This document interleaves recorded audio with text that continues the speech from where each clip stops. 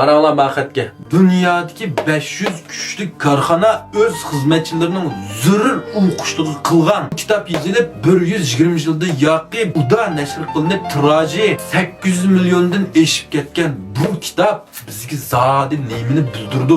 Ayni vaqtda 1800 yilning oxiri 1900 yilning boshlari mush vaqtning o'zida bu kitob yozilib Amerikada nayt qizg'inlik to'lqini ko'tarilib Gül Amerika askerlerinin zor o'qishlik qilib, her bir Amerika askerleri çoğun birden buluş gerek deb taqib berilgan No Excuse mush kitobdan boshlangan. Shuningla ayni vaqtda o'zida bu yerga hamda Rossiya shahzodasi Amerikaga mandaq elchilik sayohat manda bir ish bilan kelib qolganda, shunlar bu Amerikani ziyorat qilgandan keyin bular qarsa bu Amerika askerlarining yotoqlardan butkul Amerika askerlarining kartini başda bir tugan. Shuningla bular qattiq diqqat qilib to'xtabdi. Bu nima kitob bu? Amerika askerlarining mushundaq muntazam, mushundaq kuchli bo'lishiga chuqur ta'sir bor deb birini aketgan va ruscha tarjima qildirib o'qigandan keyin alamet kitapga. Bu kitapni derhal Rus tiliga tarjima qildirib, butkul Rossiya askarlarini birdan bo'lish kerak deb taqib bergan.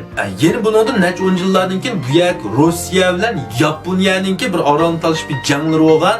Shu vaqtning o'zida Yaponiya askarlari ishg'ol qilgan Rossiya armiyasining gazarmasiga kirsa, butkul Rus askarlarining karutining beshida bir taldan tug'an bu kitap. Shuning bilan bu yerdagi Yaponiya sarkarchisi bu kitapni Yaponiyaga olib ketgan, bas samurayga avatpagan mushundaq ahvol bo'ladi.